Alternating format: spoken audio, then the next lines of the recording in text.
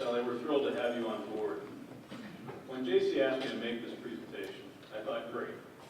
How on earth do you do justice to icons? You all need to understand that as a young man, I worked at Rubbermaid while Stan was the CEO. I was a lowly district sales manager, and to this day, when Judy calls, I have to tell you, I tense a bit and think for a split second, did I turn in my forecast for service savers? then I snap out. It is truly an honor to present Stan and Flo Gault as the inaugural recipients of the Foundation's Friend of Philanthropy Award. It is especially good to have Stan and Flo's sons, Steve of Louisville and Chris of San Jose, Costa Rica, with us tonight. My wife's also a Spanish teacher, so I'm not sure what they were talking about, but they had a good conversation in Spanish. Although Flo passed away in April of this year, she and Stan were full partners in their generous gifts to the community, and Flo herself was the inspiration for a number of those gifts.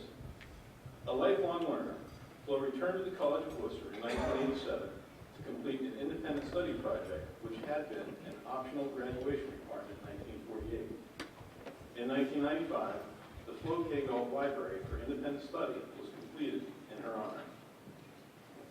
My only problem in presenting Stan to you is deciding what to leave out. Fortunately for all of us, there's a 2-page accounting in the Foundation annual report that Sally, Lacey, and Bart put together so well. As you read it, you wonder how any couple could do so much for so many in one lifetime. And you should note that for every act of public generosity, there are many more private, unsolicited acts of kindness that only the recipients know about. Stan's dynamic leadership in business, fundraising, education, public service, and personal philanthropy is legendary.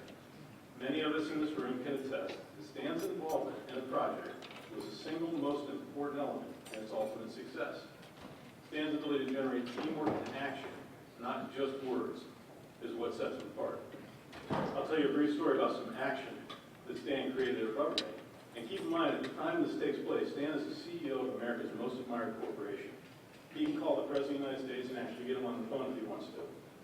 And one Monday morning, I'm sitting in my office and I received a letter from Stan. This letter was written to the President of the Home Products Division. And in essence, it said that Flo and I were shopping at Quality Farm and Fleet this weekend, which is now RKO on Route 30. And we were disappointed that there are no Rubbermaid products on the show. Believe it or not, that didn't happen. Well, this letter made its way through several layers of management down to my desk. Okay? As a Quality Farm and Fleet fell into my territory, my sales territory. The next day, I jumped on a plane and I went to Muskegon, Michigan, where they were headquartered. And I was able to get an appointment. And the buyer was this old surly guy. He seems old now. He's probably 90s, many years ago. But he seemed old and surly at the time. And he wanted nothing to do with Rubbermaid. He said, I'm very happy with Tucker Sterilite. I have no need.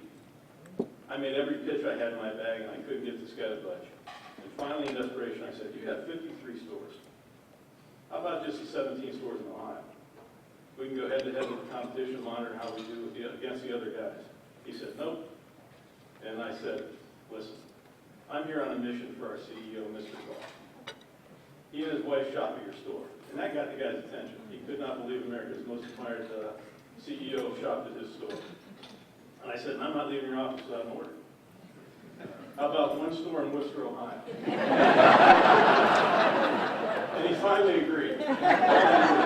So we set up the store, ran that in the daily record at Quality Farm Fleet, now stocks Rubbermaid. And the next day I was asked by Gladys to stop by Stan's office. Well, Stan's in his office, he's got a group of high-level executives. And again, I'm a pretty low-level guy at this point. And I walked over and said to Gladys, I'm here to see Mr. Gault. Stan abruptly stopped his meeting with all these executives, walked over to the door, shook my hand saying, young man, that's the spirit of Rubbermaid, making things happen. And I've always been thankful the following weekend he and Flo didn't drive over to Ashland, where I would have been right there.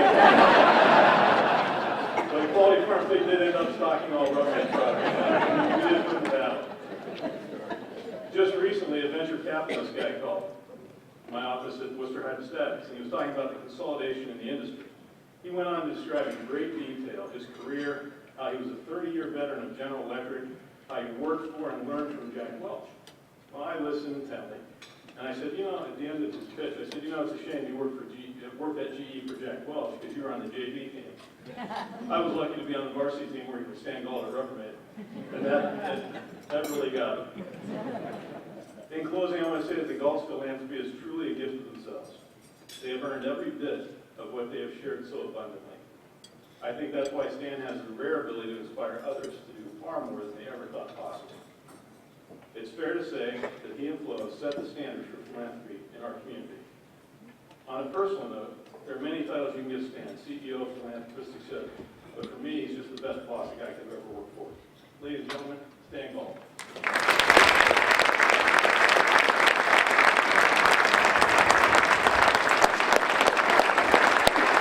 In your way.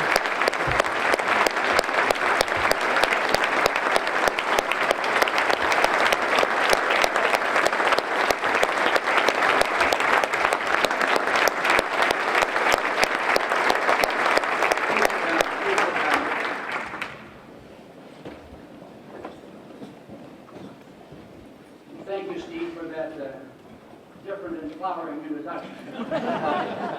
I also want to thank you for not sharing some of the stories you could have told. Oh, incidentally, I had planned to use a teleprompter this evening, but there has not been one available east of the Mississippi River since the summer of 2008. Well, as you can expect, it is indeed an honor to accept this award from the Foundation for Flo and for me. We are both native to the area. Obviously, I grew up in Worcester, Flo grew up in Canal Fulton, and we met at the College of Worcester. When we returned to Worcester, we wanted to become involved in the community in ways that would enhance the quality of life for all of us. Wherever we lived during my 4 business careers, General Electric, Rubbermaid, Goodyear and Avon, we always considered ourselves fortunate to be able to give back to people and for people and institutions that were important to us and we thought kept the community thriving. As I look over this audience, I see many, many friendly faces. Many of you should be up here on the stage sharing this award with me. But as they say, age does have its privilege.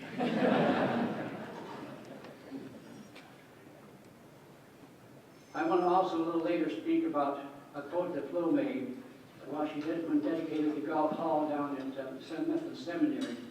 But let me get back to a point about looking across the audience, because I'm also encouraged to see a number of young faces out here this evening, because my remarks tonight are really directed to you.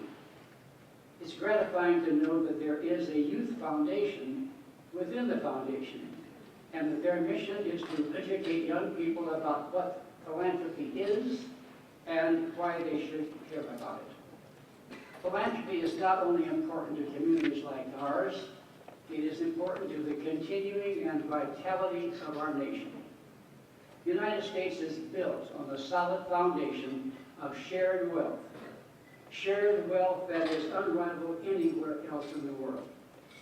Generations of Americans who have become successful in their careers have consistently given back.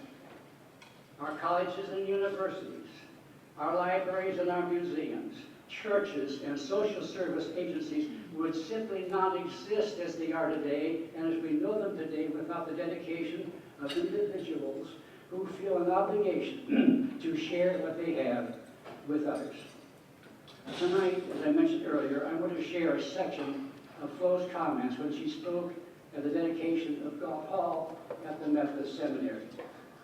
Quote, "Stewardship is not just a matter of money, but concerns the use of our time, our talent, and the care of the world around us. The giving of ourselves to service and the sharing of our resources leads to an abundant living. At least Stan and I have found it to be so. It is part of the great Wesleyan commercial and tradition. The refusal to share our gifts diminishes the spirit." End quote. The work of my generation will soon be coming to a close, but for you young people, it is just beginning. I challenge you to make philanthropic activities an essential and a very meaningful part of your lives. You don't have to have great wealth to be generous, and you will find that doing what you can do, whether it means a little or a lot, will bring rewards and satisfactions that outweigh the monetary value of your gifts. Your care for people and institutions in your community and out in the world will become a habit that you will not want to break. I know. You start small. At the end of your lifetime, you will have accomplished more and done more good than you might have possibly imagined. I'm counting on you and others in your generation to continue the tradition of philanthropy so that it is continuing to be vital in our community and to our community's strength. I am confident that you will not let us down. Let me say again how deeply I appreciate this recognition that's given to me tonight and to Flo. I understand that a part of the Friend of Philanthropy Award, the foundation will make a gift in our names to the organization of my choice. However, I have chosen to return the gift to the foundation and want to add something to it. One of Flo's lifelong interests was the facilitation and educational opportunities for women. Therefore, we are establishing the Flo K. Gault Scholarship Fund within the foundation. Our family is making a gift to this in memory of Flo and in support of continuing education of women in Wayne County. Earlier I mentioned that one of my earlier careers was with Avon. And you may wonder why at the age of 70 I would undertake to assume the chairmanship of Avon. Very frankly, I could not turn down the opportunity to work with 5 million women around the world.